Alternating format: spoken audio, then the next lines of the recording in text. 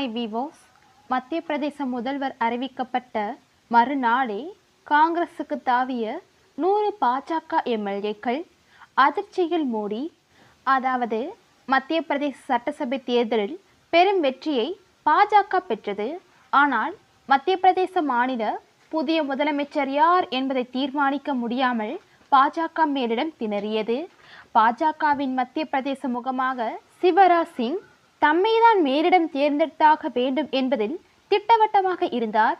இதனால் எந்த ஒரு லாபியும் செய்யாமல் டெல்லிக்கு போகாமல் மத்திய பிரதேசத்திலேயே முகாமிட்டு இருந்தார். இன்னொரு பக்கம் நரேந்திர சிங் தோமர், பிரகலாத் படேல், கைலேஷ் விஜயவர்ஜியா உள்ளிட்டோர் முதலமைச்சர் பதவியை கைப்பற்ற தீவிர போட்டியில் இருந்தனர். இவர்களுடன் மத்திய அமைச்சர் ஜோதிராதித்யா சிந்தியாவும் அடுத்த முதல்வர் யார் என்ற போட்டியில் இருந்தனர். இந்த நிலையில்தான் மத்திய பிரதேசத்தில் அடுத்த முதலமைச்சராக மோகன் யாதவ் தேர்ந்தெடுக்கப்பட்டு உள்ளார். இவர் சிவராஜ் சிங் அமைச்சரவையில் உயர்கல்வித்துறை அமைச்சர் பொறுப்பில் இருந்தவர். அடுத்த முதல்வராக மோகன் யாதவ் தேர்ந்தெடுக்கப்பட்டது சிவராஜ் சிங் சவுகானுக்கு பெரும் அதிர்ச்சியை ஏற்படுத்தி உள்ளது. மத்திய பிரதேச பாஜகவில் அவருக்கான முக்கியத்துவம் குறைந்துவிட்டதையே இது காட்டுகின்றது. அதே நேரம் சிவராஜ் சிங் சவுகானுக்கு முதல்வர் பதவி மறுக்கப்பட்டு இருப்பது அவரது ஆதரவாளர்கள் இடையே கொந்தளிப்பை ஏற்படுத்தி இருக்கின்றது. மத்திய பிரதேசத்தில் 3 முறை முதல்வர் நாற்காலியை அலங்கரித்து அங்கு பாஜக வெற்றி பெற முக்கிய பங்காற்றிய சிவராஜ் சிங் சவுகானை பாஜக கலட்டிவிட்டது தவறு என்பது போன்ற கருத்துக்களை அவரது ஆதரவாளர்கள் சமூக வலைத்தளங்களில் தெரிவித்து வருகின்றனர்.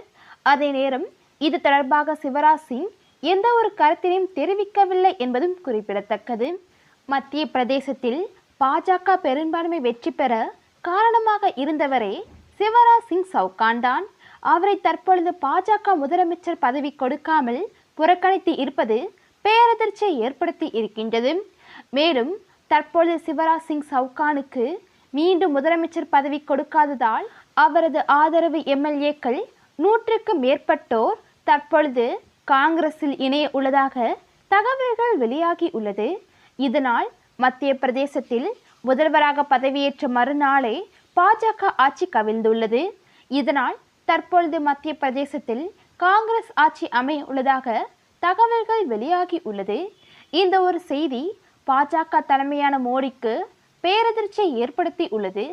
ஓகே விவோஸ், இது பற்றின உங்களுடைய கருத்துக்களை மறந்துடாமல் கம்பாக்ஸை கமெண்ட் பண்ணுங்க.